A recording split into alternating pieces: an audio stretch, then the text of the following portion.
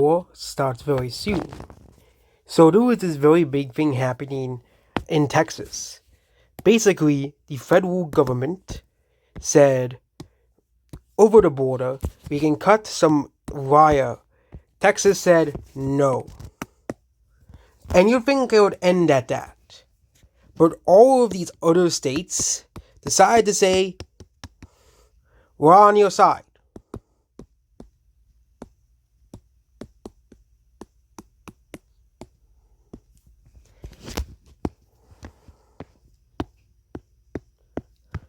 But what if this escalates into something far worse?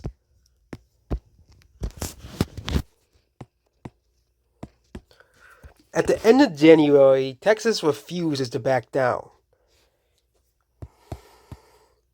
Many states choose to be on the side of the current administration.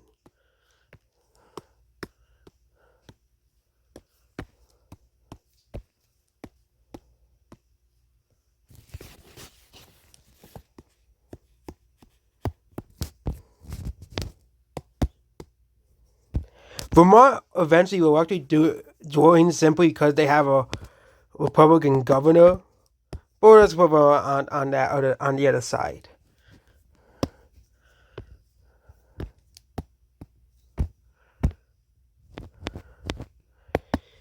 These other states are kind of like the swing states, considering the fact that Republicans control the legislatures of states, but they all have a Democrat governor. These states override the veto, and the governor is forced to help within those states, considering the fact as well. Arizona joins the blue side.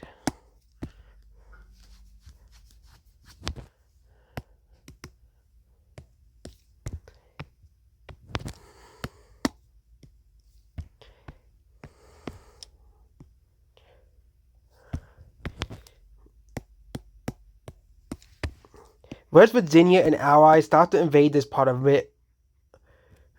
Maryland. It was an easy battle considering the fact that this part of the Maryland Panhandle is mostly conservative. Same thing with the southern portion of Illinois. Most of the southern portion of Illinois is conservative areas. Same thing with rural Colorado. The things start to get difficult when you get to the cities. California, however, starts to invade Nevada. Nevada is a very unpopulated state, so Nevada is very easy to invade. Also, they start to invade Alaska, but that's going to be pretty difficult to invade Alaska, considering the fact that Alaska is one of the most heavily armed states in the country.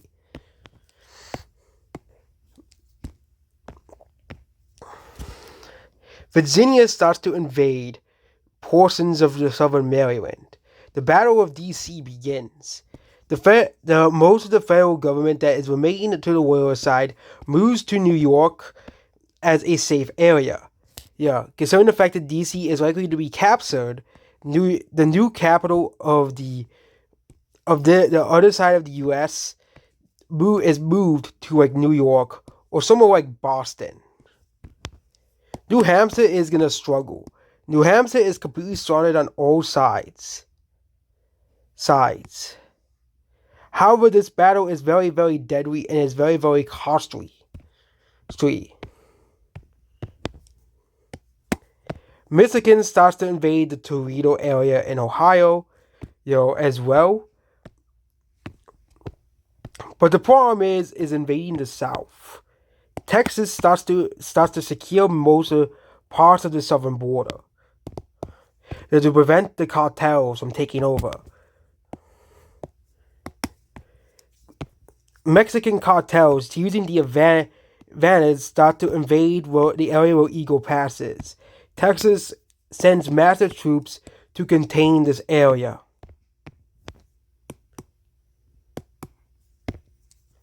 The invasion of this part of Minnesota begins, and it's mostly just rural farmland. It's very easy to take over. The invasion of Colorado is pushed back after the Battle of Denver is ended.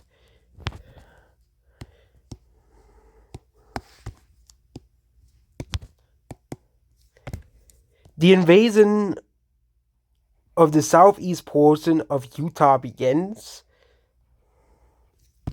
as Utah gets pushed back.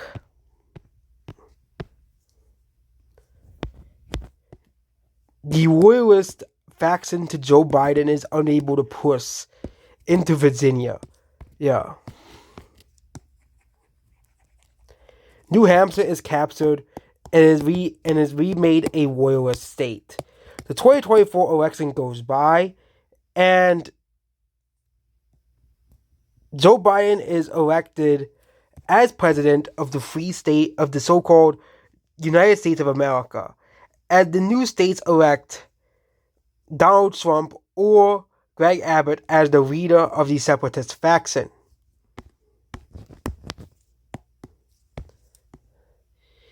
The invasion of Toledo the Toledo area continues as well.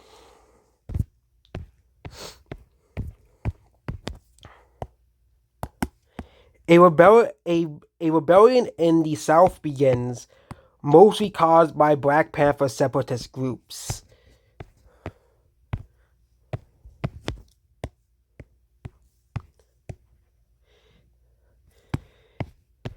Oklahoma and Texas start to invade New Mexico.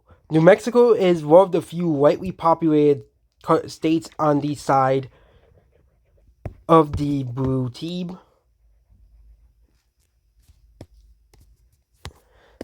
And this is the more oil-rich area, which is a devastating blow for the blue team, as now they're going to have to be relying on oil imports from Canada. Foreign countries start to take sides.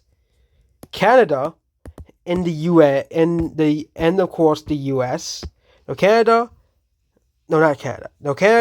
and the EU, and of course some other countries start to side with the blue team, and there was a blockade around here.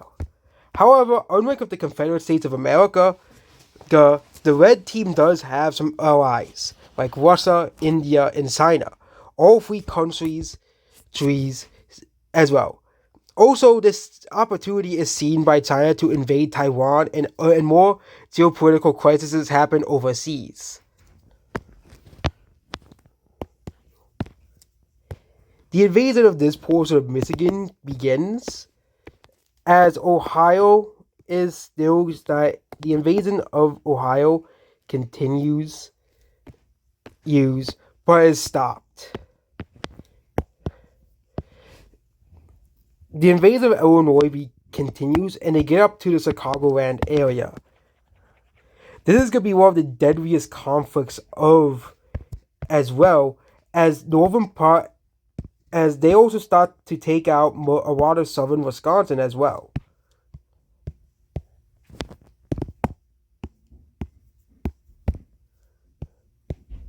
And now they're approaching the Madison area, which is right around here.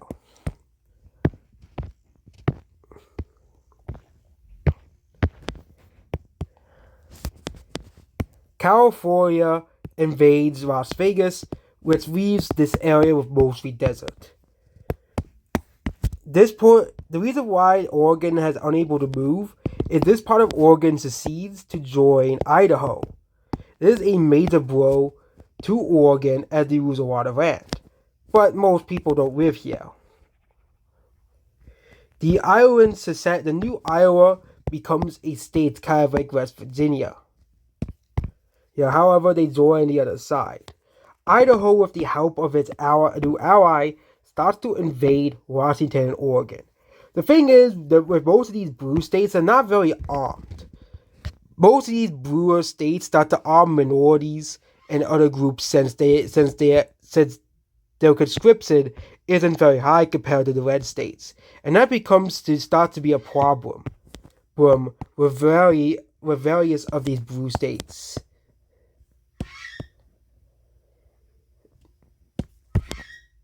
The Chicago area is able to push back the people here. Meanwhile, blue states started to put a massive conscription campaign as they start to try to surround Baltimore and Washington, D.C. Most of eastern Pennsylvania, Grant Rebel also is captured alongside parts of upstate New York. This causes another country to intervene in the war, Canada. Canada becomes the first nation to intervene roughly in the war. But Canada isn't a very populated country. They start they the spillover begins into Canada. Most of Canada's population is over here, so they start to take over parts of where Alberta is and stuff as well. Meanwhile, Canada's government, without U.S. support, kind of starts to collapse, as well as most people in Canada are not in favor of the Canadian government declaring war on the quote unquote American resistance.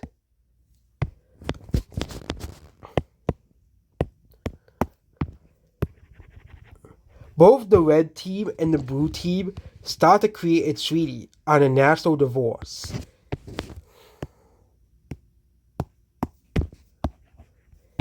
They said it's a very easy. They said the E is an easy way out of having a national divorce as well.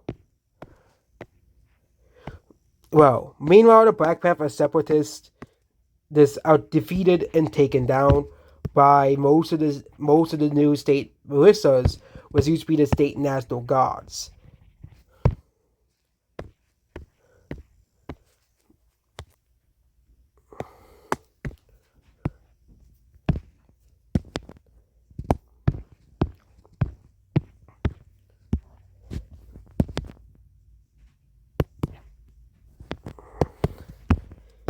The pushback of the first major pushback is in the New York area, where the New York army was able to push back with the help of Canada.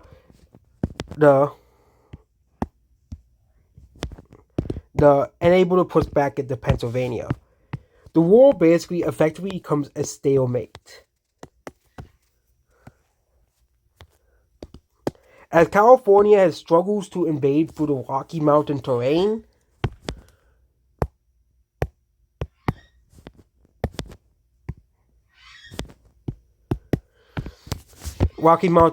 because yes, these states are not as populated as California, but for example, the British, a much stronger empire, were struggling against the 13 colonies, because they were unfamiliar with the terrain.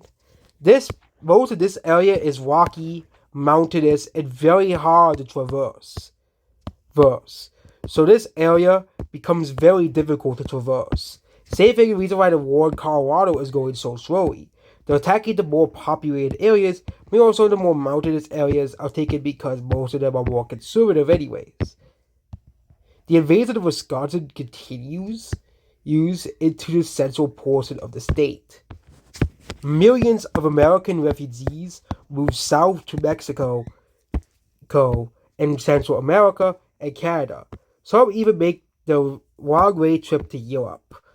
Overall, millions of Americans have been displaced due to this conflict as well.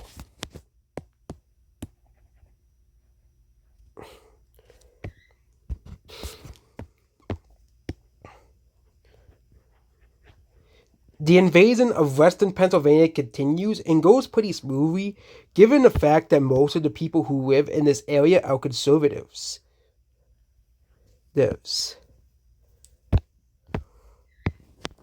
Pennsylvania is a strange state.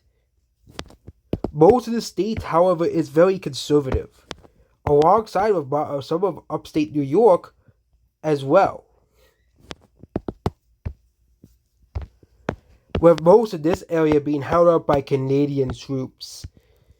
3 years into the war, Canada, as a country and the world economy crashes, with this continued war. This continued war is seen as devastating for the economy and for the world economy. Canada quits in the war before Canada collapses as a nation.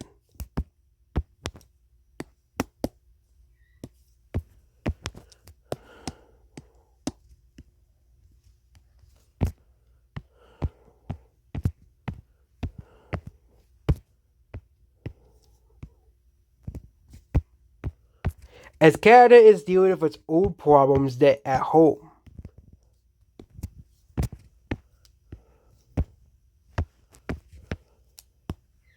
With its old protests over war.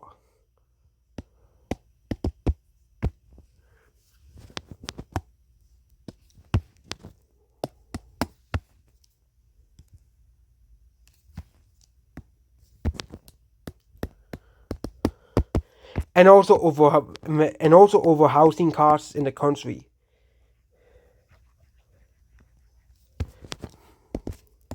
Same thing happens in Europe. The U.S.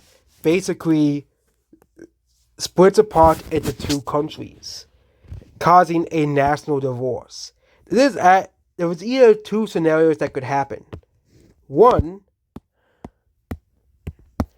the U.S. could fall, or one side takes absolute power, or two, a national divorce happens. The more conservative parts of the country form to be their own states.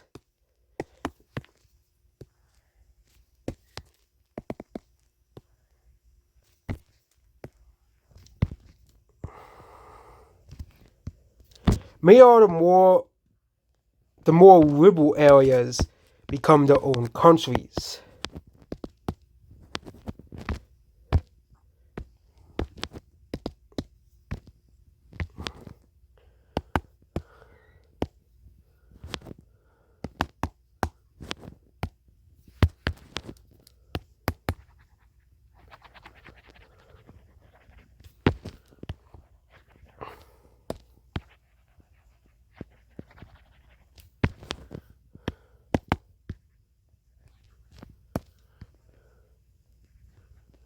America, which used to be one country, is now two countries. And the balkanization of America begins, and the fall of a former empire who used to rule the world as well.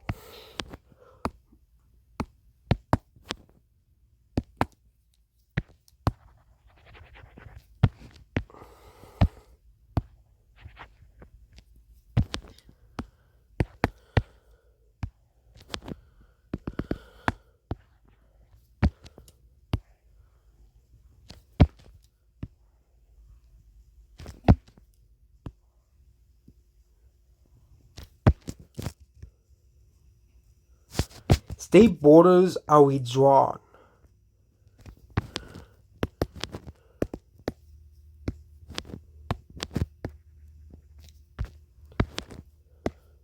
And they become international borders. A massive population swap happens very similar to the partition of India. Many conservatives in the occupied areas move to the more conservative country. 3. Some conservatives do stay, but the area might be divided into 3 countries. And eventually the blue areas join Canada to create a unified country. But it's also pretty unlikely. The problem is a country like this, the red country is unlikely to split apart. Maybe besides Alaska, but the blue country isn't very unified. You have a northern Midwestern country here and the east and western coast countries. I foresee the West Coast becoming its own independent state. The Midwest country just joining the rest of the Midwest. I don't really foresee them staying as an independent country. I foresee a unification between the Midwest states and the northern upper Midwest as well. Also, I foresee this area becoming another liberal paradise as well. The demographics of the redder country will be more like America of old before the 2000s, and the left-wing country will be more demographically similar to Brazil or Colombia in this California Cascadia region, And this region of the Midwest will either unite with Canada or with this country. And this area will still be like a New England culture with a black and Hispanic minority, and the Asian minority still be heavily prevalent. There will still be minority cultures in the red country, obviously. For example, there will still be the Caribbean cultures down here. And also, Texas does eventually take care of the cartels. And there might be even a war between the red country and Mexico. Go. Also, around 25 million people in the U.S., also around 40 million American citizens fled for Canada and Mexico alone, causing them to be full of American refugees. Consider the fact that in the modern era, refugees typically don't move back in the case of countries like Sweden and Canada. Canada openly welcomes the refugees. Meanwhile, Mexico struggles with refugees and sends them all back to places like California and Texas, where a very similar population exchange, very similar to the splitting of India and Pakistan, begins as well. So I predict the America map of 2100 looks something like this. The Midwestern states do eventually unite with the rest of the country as they're kind of cut off from the area. Yeah, I foresee them joining the red side or joining Canada. This could go either way. The more culturally connected to Canada than the red states and red areas. Yes. So I foresee them just joining Canada, as well. But I think it'll be up to the people which country they want to join. Of course, they will form a part of America, and the more culturally similar to the red states, but that's mostly in the non-urban centers. But since the urban centers still outvote the rural population in most of these states, and a lot of them have been taken control of by the conservatives, I foresee it going both ways.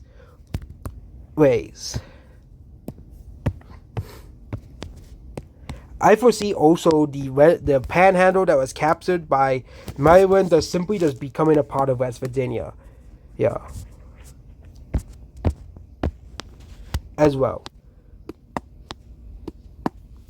Yeah, so this will probably be the political map of 2100 if a civil war does break out and ends up in a national divorce. I foresee these areas seceding and becoming part of the more conservative country. Consider the fact that these areas overwhelmingly voted for conservative candidates. That's as well. Same thing with these portions of Washington and Oregon as well.